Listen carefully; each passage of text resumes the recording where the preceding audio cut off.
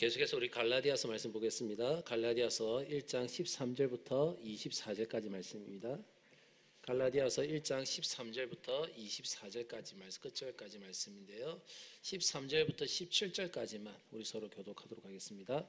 갈라디아서 1장 13절부터 17절까지만 우리 다 같이 한 절씩 교독하겠습니다. 내가 이전에 유대교에 있을 때에 행한 일을 너희가 들었거니와 하나님의 교회를 심히 박해하여 멸하고 내가 내 동족 중 여러 영갑자보다 유대교를 지나치게 믿어 내 조상의 전통에 대하여 더욱 열심히 있었으나 그러나 내 어머니의 태로부터 나를 택정하시고 그의 은혜로 나를 부르시니가 그의 아들을 이방에 전하기 위하여 그를 내 속에 나타내시기를 기뻐하셨을 때에 내가 곧 혈육과 운운하지 아니하고 다 같이 읽겠습니다. 또 나보다 먼저 사도된 자들을 만나려고 예루살렘으로 가지 아니하고 아라비아로 갔다가 다시 다메섹으로 돌아갔노라. 아멘. 할렐루야. 오늘 본문에서는 이제 바울의 삶이 자신의 삶에 대해서 이제 이야기를 합니다. 사도 바울을 의심하는 자들이 있습니다. 이 사도 바울을 의심하는 자들은 다른 사람들이 아니었어요. 이방인들이 아니라 바로 그리스도인들이었습니다. 그리스도인들이 사도 바울을 의심합니다.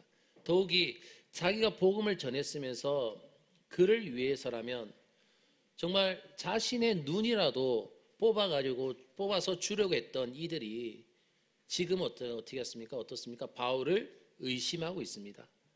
바울은 그들이 의심하는 바를 없애기 위해서 다시 어떻게 하냐면 철저하게 자신의 과거와 경험을 하나님과 그리스도 앞에서 진술을 하고 있습니다.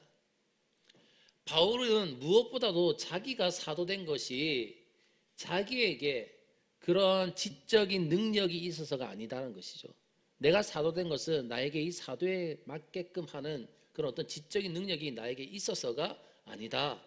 전적으로 하나님의 은혜고 전적으로 하나님의 선물이다라고 그 사실을 오늘 본문에서 밝히고 있습니다. 자, 우리 오늘 15절 말씀 봅시다. 15절 우리 다 같이 읽도록 하겠습니다. 시작. 그러나 내 어머니의 태로부터 나를 택정하시고 그의 은혜로 나를 부르신 이가 아멘. 은혜로 나를 어떻게 하셨다고요? 불렀다라고 말씀하고 있습니다. 사도 바울은 다른 것이 아니라 하나님께서 은혜로 나를 불렀다. 이 은혜로 나를 불렀다는 것은요, 아무 자격이 없는 그런 사람을 정말 이것을 한다는 그 어떤 자격을 갖추지 않는 그런 자를 하나님께서 그냥 부르셨다라는 뜻입니다. 그냥 부르셨다. 바울은 자기가 하나님의 백성이 된 것이나 거기서 한 걸음 더 나아가서 정말 사도로 부르심을 받은 것이 내가 어떤 무슨 자격이 있어서가 아니라는 것이죠. 내가 어떤 자격이 있어서 된 것이 아니라 이 모든 것들은 하나님의 은혜로 된 것이다 라는 것을 지금 말을 하고 있습니다. 바울은 이런 지식들이 전혀 자기에게 나온 것이 아니라는 것입니다. 이러한 그리스도의 지식들이 자신의 지식에서 나온 것이 아니라 바울은 자기 자신을 정말 하나님의 은혜로 받은 자로서 그 은혜를 통하여서 이것이 하나하나 이루어졌다라고 말을 하고 있는 것입니다. 그러면서 바울은 자기 자신을 또 어떤 자로 소개하고 있습니까? 13절 말씀 볼까요? 13절 다 같이 읽도록 하겠습니다. 시작. 내가 이전에 유대교에 있을 때에 행한 일을 너희가 들었거니와 하나님의 교회를 심히 박해하여 멸하고 아멘. 사람들은 바울이 이토록 철저하게 어떤 진리를 진술할 수 있는 것은 사도 바울이 어릴 때부터 학적인 훈련이 뛰어났기 때문이다라고 말을 했습니다. 그 가말리엘 문안 안에서 그 안에서도 좀 학적인 것을 많이 배웠기 때문이다. 훈련을 받았기 때문이다. 그런데 놀란 사실은요, 지금도 많은 사람들이 그런 생각을 가지고 있습니다. 그런 생각을. 즉 바울이 이렇게 복음을 위해서 훌륭하게 쓰임을 받는 것은 우선 그가 뛰어난 지적인 능력이 있었기 때문이다라고 생각하는 사람들이 많이 있어요. 원래 이 사람은 똑똑한 사람이고 많이 배운 사람이고 좋은 스승 밑에서 많은 것을 배웠기 때문에 그렇게 뛰어나게 복음을 증거할 수 있었고 그렇게 뛰어나게 하나님 앞에서 주님 앞에서 이렇게 쓰임을 받을 수가 있었다. 그렇게 생각하는 사람이 있습니다. 아직도 많이 있어요. 그러나 여러분 보십시오. 사도 바울이 말하는 것이 무엇입니까? 지금 사도 바울이 말하는 것, 자기는 이전에 받았던 지적 훈련이란 것, 그리고 지금 이렇게 복음을 전하는 것 사이에는 아무 관계가 없다는 거예요. 자신이 가말리엘 문화에 있으면서 자기가 지적인 여러 가지 율법의 훈련을 받았던 것, 그리고 지금 내가 복음을 이렇게 증거하는 것, 이것은 서로 아무런 관계가 없다. 이것이 바로 바울 자신의 증언입니다. 증거라는 것이죠. 바울 그가 가말리엘 문화에서 정말 고도의 율법의 훈련을 받긴 받았습니다. 고도의 그 율법의 훈련을 받은 것으로서 할 수 있었던 일은 뭐냐? 지금 사도 바울이 말하는 것이 무엇입니까? 내가 가말리엘 문화에서 그 고도의 정말 어려운 율법의 훈련을 내가 받은 것으로서 내가 할 수 있었던 일은 바로 하나님의 교회를 핍박하는, 예수를 믿는 자들을 핍박하는, 잔해하는 것이었다라고 지금 사도 바울이 고백을 하는 거예요. 적어도 지금의 바울과 지적인 훈련을 받은 바울과는 아무런 상관이 없다라는 것입니다. 아무 상관이 없다. 전혀 별개의 사람이라는 것이죠. 단지 가말리아의 문화에서, 가말리엘 밑에서 율법을 배운 유익이라면 그만큼 율법은 소용이 없다는 것을 깨달은 것이었습니다. 율법의 완성은 따로 있었다는 것이죠. 단지 가말리엘 밑에서 그것을 배웠던 것입니다. 오늘 우리들은요, 바로 이 바울과 같은 진술을 왜 하지 않는가, 그렇게 생각해 볼 수가 있습니다. 왜 나는 이렇게 바울 같은 진술을 하지 못하는 것일까? 바울과 같이 지금 내가 주님 앞에서 이렇게 사용되고 있는 것은 이전에 내가 어느 대학을 나왔다거나 어떤 인간적인 자질이 있었다는 것과는 아무 상관이 없다는 거예요. 이 모든 것은 주님께서 주신 선물이다.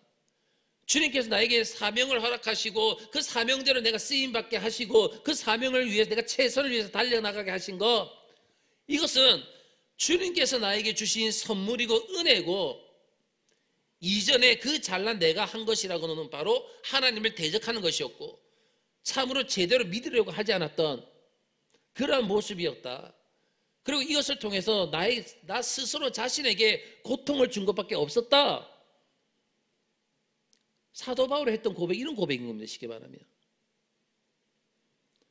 세상에서 가지고 있던 자질이나 그 어떤 요소들은요, 하나님 앞에서 사용되는 것과는 어떠한 아무것도 상관이 없다는 것입니다. 그 잘난 자질을 전부 하나님을 거스르는 요인일 뿐이었습니다. 오직 놀랍게 사용되는 것은 무엇입니까? 하나님이 주신 선물들이라는 것이죠. 하나님의 은혜라는 것입니다. 그 하나님께서 나에게 주신 선물과 그 은혜를 통하여서 하나님께서 지금 저와 여러분들을 사명을 주셔서 사용하심을 믿으시길 바라겠습니다. 바울은 솔직히 자기 자신이 바로 사람들로부터 받은 것이 거의 없다는 것을 밝히는 거예요. 자, 우리 계속 16절부터 17절까지 말씀 볼까요? 다 같이 읽도록 하겠습니다. 시작. 그의 아들을 이방에 전하기 위하여 그를 내 속에 나타내시기를 기뻐하셨을 때에 내가 곧 혈육과 의논하지 아니하고 또 나보다 먼저 사도된 자들을 만나려고 예루살렘으로 가지 아니하고 아라비아로 갔다가 다시 다메섹으로 돌아갔노라. 아멘. 바울은 주님을 만난 후에 다른 사도들로부터 특별히 배운 바가 없다라고 지금 말하고 있습니다. 특별히 다른 사도들로부터 배운 것이 없다. 우리는 이 말을 들을 때에 마치 이 사도 바울이 모든 것을 다 깨달아가서 다 알고 깨달았기 때문에 다른 사도들의 가르침을 받을 필요가 없었다. 다른 사람의 가르침 받을 필요가 없는 것처럼 그렇게 들을 가능성이 있습니다. 하지만 지금 여러분 보십시오. 지금 사도 바울이 말하고자 하는 것이 그것이 아닙니다. 지금 바울이 말하고자 하는 것은 뭐냐면, 바울이 교만해서 다른 사도들로부터 배울 것이 없었다, 배울 바가 없다는 것이 아니라 그는 사실 그대로 다른 사도들로부터 배울 수 있는 기회가 없었다는 것입니다. 예루살렘에 있는 다른 사도들로부터 배울 수 있는 기회가 없었다. 그 이유가 이제 좀 이따 제가 말씀드릴 겁니다. 자, 그는 예루살렘에 있는 지도자들로부터 무엇인가를 배울 기회가 문이 열리지 않았어요. 사도 바울에게 자연스럽게 만나가지고 자연스럽게 배울 수 있는 길이 열려야 되는데, 사도 바울에게는 먼저 사도된 그 예루살렘에 있는 사도들로부터 배울 수 있는 길이 전혀 열리지 않았습니다. 그 이유는 뭐냐면, 자기 자신도 알 수가 없었어요. 그 왜 열리지 않았는가. 지금 그 이야기를 하고 있는 것입니다. 사도 바울이. 바울에게 예루살렘에 있는 사도들과의 이 교류의 길이 이렇게 열리지 않았던 이유가 무엇일까? 무엇 때문에 이렇게 열리지 않았을까요? 그것은요, 이거밖에 설명이 안 됩니다. 단 하나의 설명밖에 없는데 주님이 그것을 기뻐하지 아니하셨기 때문이다라는 것입니다. 주님께서 기뻐하지 아니하셨기 때문에. 만약에 보십시오, 여러분. 주님이 만일 이것이 필요하다라고 생각하셨으면, 그렇죠? 사도 바울에게 이것이 필요하다라고 생각하셨으면 분명히 주님께서는 길을 열어주셔가지고 사도들을 만나게 하시고 사도들로부터 가르침을 받게 하셨을 것입니다. 그러나 주님은 바울에 대해서 다른 생각을 가지고 계셨어요.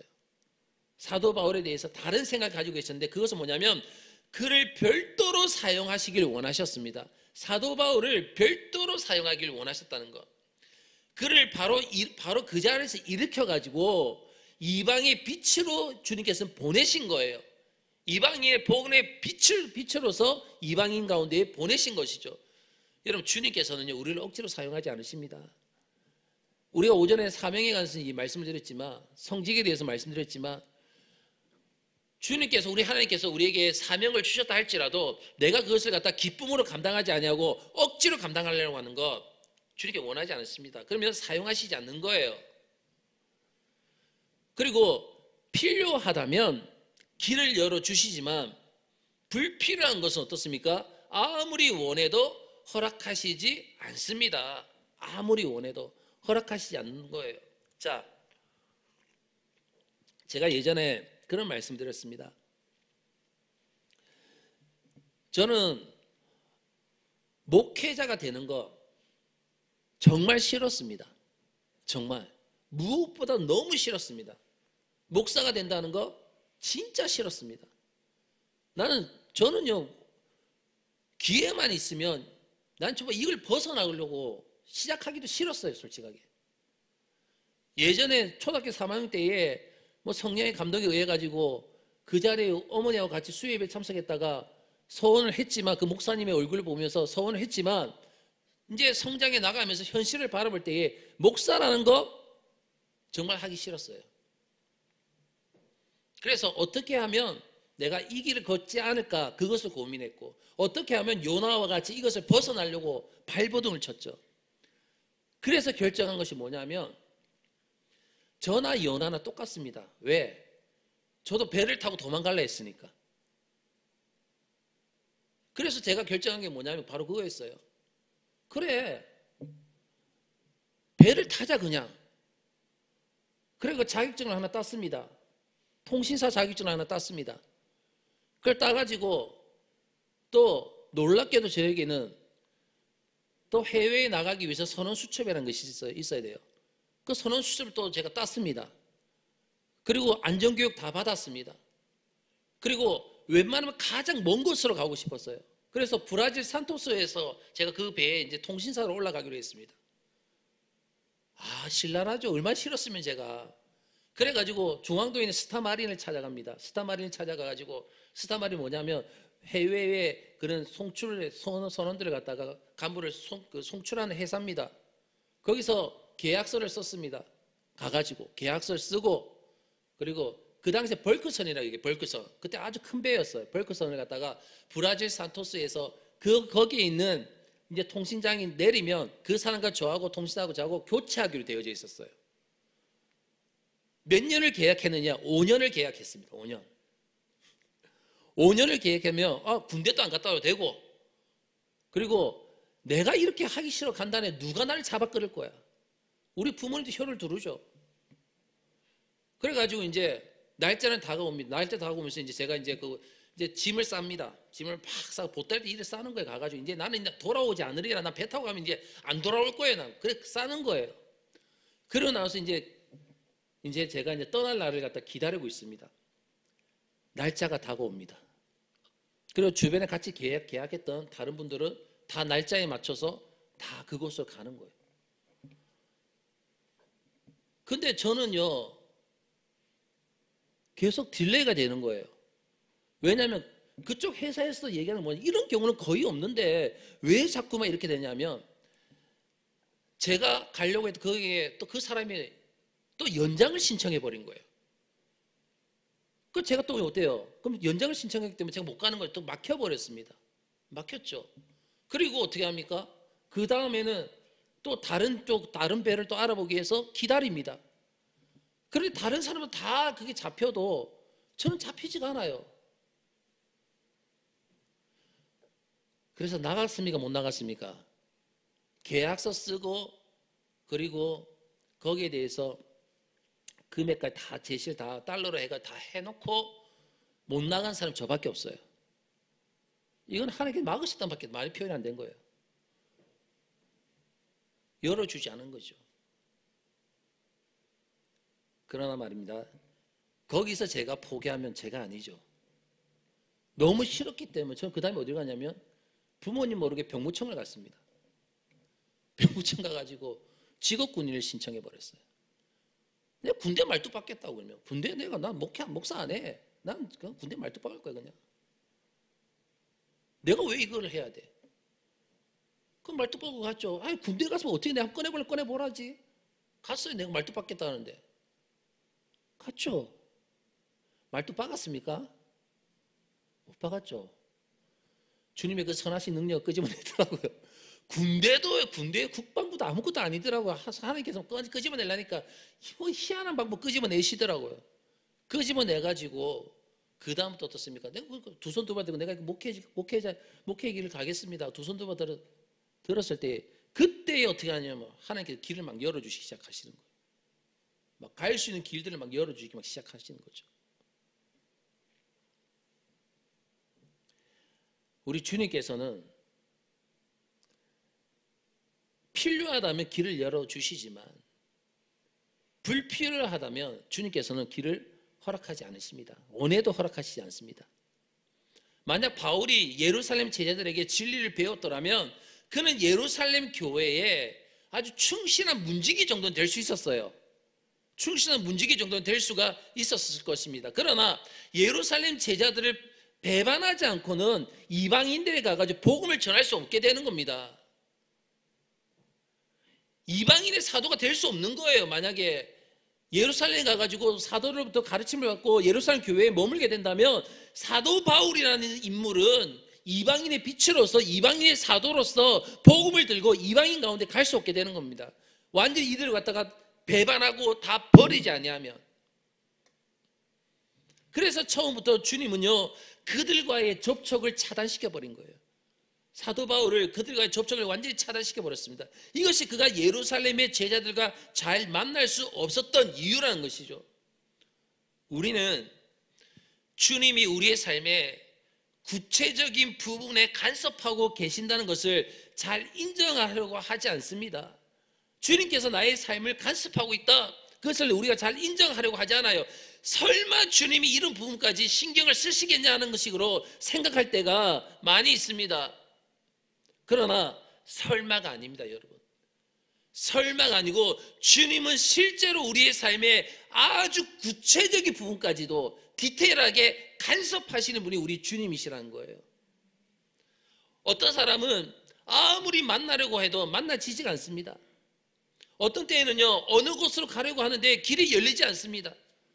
그럴 때에 우리는 우리가 모르는 가운데 주님의 뜻이 있다는 것을 인정을 해야 되는 것입니다. 그 후에도 바울에게는요 다른 사도들과의 교제가 이루어지지 않았습니다. 자, 우리 18절부터 20절까지 말씀 볼까요?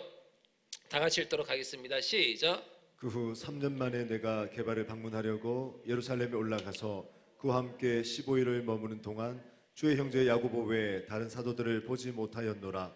보라, 내가 너에게 쓰는 것은 하나님 앞에서 거짓말이 아니로다. 아멘. 바울이 예루살렘의 사도들과 만나지 않았다고 지금 말하니까 사람들은요 벌써 의심의 눈초리를 보는 거예요. 나는 예루살렘의 사도들 만나지 않았다. 그러니까 의심을 딱 쳐다보는 것이요. 거짓말하고 있다. 그는 정말 이때의 방문에 대해서 예루살렘에 방문한 적이 있다는 것을 이제 이들은 알고 있는데, 이 방문이 있다는 것, 방문한 적이 있다는 것을 안다는 알을 통해 가지고 그 사도 바울에 대해서 아마 저 사람 거짓말하고 있다, 많은 말들이 돌았던 것 같습니다. 바울이 예루살렘의 제자들을 만났으며 그가 만나지 않았다라고 하는 것은 거짓말이다. 그는 그때 무엇인가 그들에게 분명히 배운 것이 있을 거야. 그때 예루살렘을 방문했을 때에 분명히 거기서 사도들을 만나가지고 뭘 배웠을 거야. 그가 예루살렘 사도들과 비슷하게 가르치는 내용은 그때 배운 것이야. 이런 내용들, 이런 의심이 있었을 것입니다. 이 말은 뭐냐면, 여러분 보십시오. 사탄이 공격할 때는요, 꼭 이런 식으로 오도 가도 못하게 공격을 합니다. 이런 식으로 나가면 사랑이 없다 하고, 저런 식으로 나아가면 성경적이지 않다라고 비난합니다. 결국 어느 쪽으로 가든지 올무에 걸리게 되어 있는 거예요. 어느 쪽으로 가든지. 바울이 걸려있는 문제는 한편으로는 예루살렘 사도들과는 다른 점이었고, 다른 한편으로는 그들과 같은 부분이었습니다. 바울이 열심히 증거하고 있는 것이 무엇입니까? 같은 부분이나 다른 부분 모두 그리스도 계시로 알게 되었다는 것입니다. 배워서 아는 것이 아니라 예수 그리스도의 계시를 통해서 알게 되었다는 것이죠. 이것이 바로 그들의 공격에 대한 바울의 답이었습니다. 그래서 그가 가말리아에서 배운 지식으로 얼마나 교회를 잔인하게 박해했으며, 그리고 또 다른 한편으로는 그는 예루살렘 사도들을 만날 기회가 없었다는 것을 지금 의심을 가지고 있는 이 그리스도인들에게 사도 바울은 솔직하게 밝히고 있습니다. 이 모든 것을 증거한 후에 무엇이라고 맹세하고 있습니까? 우리 20절 말씀 다시 한번 볼까요? 20절 우리 읽도록 하겠습니다. 20절입니다. 시작. 보라, 내가 너희에게 쓰는 것은 하나님 앞에서 거짓말이 아니로다. 아멘. 보라, 내가 너희에게 쓰는 것은 하나님 앞에서 거짓말이 아니로다. 이것이 그의 진술의 결론입니다. 사도 바울의 진술의 결론. 사랑하는 성도 여러분, 저와 여러분이 우리가 교회 안에서 가장 조심해야 할 것이 있습니다. 교회 공동체 안에서 가장 조심해야 할 것이 여러분 무엇인가 하면, 막연한 추측을 사실인 것처럼 이야기하거나 그것을 퍼뜨려서는 안 되는 거예요. 내가 가지고 있는 막연한 추측이 이것이 사실이다 혼자서 확신하고 이것을 다른 사람들에게 퍼뜨려서는 안 되는 것입니다. 그러면요, 그 한 사람을 죽이게 되는 거예요. 그 한 사람을 반드시 본인에게 확인을 할 때는 해야 하는 것입니다. 추측을 해서 하는 것이 아니라 확인을 해야죠. 확인을 해야 할 것은 확인하고, 그리고 본인에게 소명할 수 있는 기회를 주어야 되는 것입니다. 그렇지 않고 한두 사람 추측을 가지고, 그래 그런 것 같아, 그런 것 같아, 맞아 그런 것 같아, 목사님 그런 것 같아, 누구 어느 집사님 그런 것 같아, 그래 그런 것 같아, 우리 교회가 뭐 그런 것 같아, 이렇게 막연한 이런 한두 사람 몇 명이 모여가지고 추측을 가지고 기정사실화할 때는요, 사탄은요 너무나도 쉽게 교회를 파괴시킬 수 있게 되는 겁니다. 가장 아까운 종을 희생시키게 되는 거예요. 그래서 너무나도 분명한 사실이 아니면 절대로 단정 짓지 말아야 됩니다. 확신된 그런 것들이 아니면, 분명한 사실이 아니면 절대로 단정 짓지 말아야 되고, 그리고 분명한 사실이라도 여러분, 우리가 주님 앞에서 죄인이 아닌 사람이 누가 있겠습니까? 다른 사람의 들보도 보이고 내 들보는 보지 못하는 거예요. 다 들보가 다 있습니다. 다 부족한 점이 다 있습니다. 다 잘못된 거 다 있어요. 완전한 자 아무도 없습니다. 저도 마찬가지고 여러분도 마찬가지입니다. 하나님 앞에서 온전한 의인이 어디 있습니까? 다 부족한 자들이죠. 그렇다면 분명한 사실도요, 우리가 용서할 수 있으면 용서할 수 있어야 될 줄로 믿습니다. 우리가 주님 앞에서 용서받은 자로서, 예수 그리스도의 사랑을 받은 자들로서 그 사랑을 통하여 우리가 용서할 수 있으면 또 용서도 할 수 있어야 되는 것입니다. 이제 바울이 분명히 증거할 수 있는 것이 무엇입니까? 그를 통하여 나타난 사실들입니다. 그를 통해 나타난 사실들. 우리 21절부터 24절까지 말씀 봅시다. 우리 21절부터 끝절 24절까지 다 같이 읽도록 하겠습니다. 시작.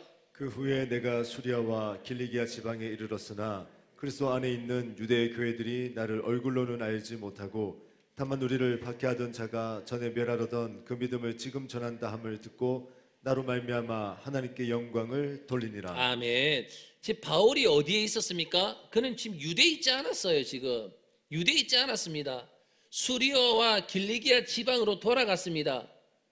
여러분 나중에 시간 될 때 한번 찾아보십시오. 그 지도를 보시면 알겠지만 이스라엘 그 지도를 한번 보십시오. 그 지도를 보면 알겠지만 유대보다 많이 위쪽으로 떨어져 있어요. 이곳은 많이 떨어져 있습니다. 수리아와 길리기아 지방은요 유대로부터 멀리 떨어져 있는 지방입니다. 그런데 거기서 그가 복음을 전하는 것을 유대에 있는 교회가 어떻게 다 듣고 있었어요. 그곳에서 복음을 전하는 것을 유대에 있는 교회가 다 듣고 있었습니다. 서로 얼굴은 몰랐습니다. 왜냐하면 볼 기회가 없었기 때문이에요. 서로 볼 기회가 없었기 때문에. 그러나 교회는 이미 바울이라는 사람의 이름과 그가 행하는 것을 어떻게 합니까? 다 듣고 있었습니다. 바울이라는 사람 그리고 그가 행하는 것 이것을 다 듣고 있었어요. 오늘 우리가 깨달아야 할 것이 여러분 무엇인가 하면요, 여러분 바로 이겁니다. 발 없는 말이 얼마나 간다고요? 천리를 간다고. 발 없는 말이 천리를 간다고. 아무리 외진 곳에서 이루어지는 일이라 하더라도 결국 온 교회에 전파된다는 사실입니다. 좋은 일이든 나쁜 일이든 다 알게 되어져 있습니다. 멀리 가봐야 얼마 있지 않으면 다시 다 만나게 되어져 있는 거예요. 재밌는 사실 하나 말씀드릴까요? 재밌는 사실. 전 누군지 모릅니다. 누군지 모르는데 저희 교회에서 일어나는 일들을 해운대 교회 사람들한테 막 얘기를 하면 더 웃긴 게 거기서 얘기 돌았던 것이 다시 저한테 또 돌아와요. 해운대 같은 얘기가. 근데 더 재미있는 게 뭔지 아십니까? 몇 가지가 더 추가돼서 돌아와. 몇 가지가 더 추가돼서.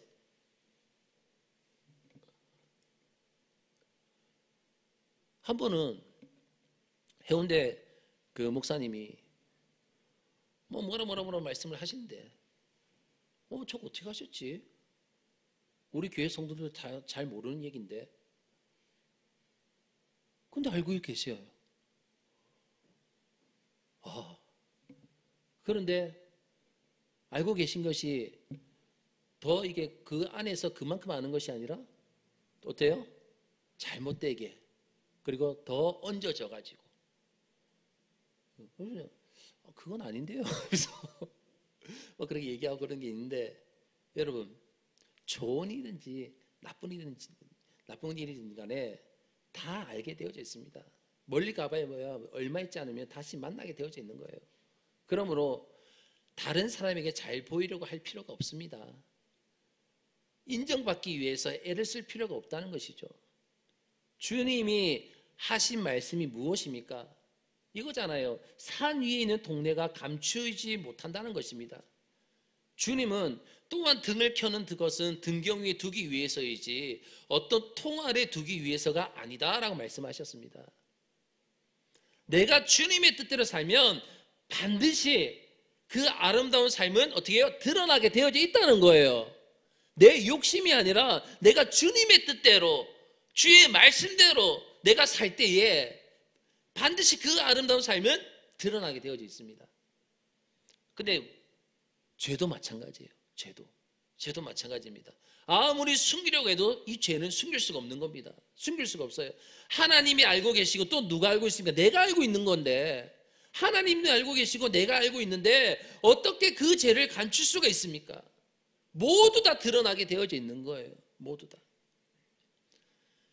사람들이 알아주지 않는다고 이런 게으름을 피운다면 그는 정말 꺼진 등불과 같은 자들입니다. 꺼진 등불과 같은 자라는 것이죠.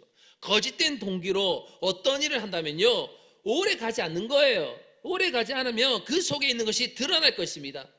그러나 정말 주님을 사랑하는 마음으로 어떤 일을 할 때에 얼굴은 몰라도 모든 사람들에게 다 알려지게 되어져 있다는 것이죠. 많은 집사님들이 저에게 그런 말씀을 하신 분들이 계셨습니다. 뭐냐면 목사님은 공인이십니다 라고 말씀하십니다. 목사님은 공인이시잖아요. 그렇게 말씀하신 분들이 꽤 계십니다. 그런데 여러분 보십시오. 저만 공인이 아니라 오늘 말씀을 보면요, 그리스도인 전체가 공인입니다. 그리스도인들이 다 공인이라는 거예요. 그의 모든 삶이 어떻게 돼요? 드러나게 되어져 있기 때문에. 그리스도의 모든 삶은 다 드러나게 되어져 있고 다른 믿음의 형제들에 의해서 평가되게 되어져 있기 때문인 것입니다. 그 평가는 거의 정확합니다. 여러분, 여론이라고 하는 것이 얼마나 정확하고 무서운지 아십니까? 뭐 요즘 가짜뉴스 그런 얘기도 많이 하지만 여론이라는 자체는요, 정확한 겁니다. 그리고 무서운 겁니다. 한번 그 가치가 부정되면요, 다시는 재개할 수가 없는 거예요. 많은 보이지 않는 믿음의 형제들의 눈이 얼마나 무서운지 모릅니다. 우리 성도들의 눈이 얼마나 무서운지 모릅니다. 자기 혼자 아무리 똑똑한 것처럼 설쳐도 많은 사람을 동시에 속이는 것은 불가능한 거예요. 결국 그는요, 믿을 수 없는 사람으로 판정 나가지고 비참하게 버림받게 될 것입니다. 결국 방법은 무엇입니까? 결국 방법은 진실한 방법밖에 없는 것입니다. 하나님 앞에 진실해야 되고 그래서 사람들 앞에 진실해야 되는 것입니다. 진실한 방법밖에 없습니다. 얼마나 많은 사람들이 잠깐 사람들의 입에 오르내리다가 사라져 갔습니까? 저 하늘의 별처럼 영원히 빛나는 사람들은요, 끝까지 하나님 앞에 정직한 사람들이었어요. 끝까지 주님 앞에 정직했고 끝까지 충성했던 자들입니다. 많은 믿음의 형제들이 바울에 대해서 들은 그것이 바로 바울 그 사람이었습니다. 수많은 믿음의 형제 자매들이 지금도 성적표를 가지고 내가 믿을 수 있는 사람인지 아니면 입만 가지고 나불대는 사람인지 점수를 매기고 있습니다. 우리가 이 세상을 마쳤을 때에 그 성적표도 함께 주님 앞으로 보내지게 될 것입니다. 눈에 보이지 않는 수많은 믿음의 형제 자매들의 그 믿음을 속이면 안 되는 것입니다. 사랑하는 성도 여러분, 오늘 본문의 핵심 바로 그겁니다. 항상 진실하시길 주의 이름으로 축원합니다. 하나님 앞에 진실하시고 그리고 성도들 앞에서 진실하시길 바라겠습니다. 그리고 끝까지 충성하십시오. 끝까지 하나님 앞에 충성하시고 오늘 오전에서 말씀드린 것 같이 하나님께서 나에게 허락하신 그 사명 앞에서 여러분 충성하시길 바라겠습니다. 그리고 보이지 않는 곳에서 여러분 최선을 다하십시오. 보이는 곳이 아니라 보이지 않는 곳에서 최선을 다하시길 바라겠습니다. 그것이 바로 우리 주님 앞에서 우리 하나님 앞에서 영원히 칭찬받는 길임을 꼭 기억하시고 믿는 여러분 되시길, 저와 여러분 되시기를 주의 이름으로 축원합니다. 다시 기도드리겠습니다.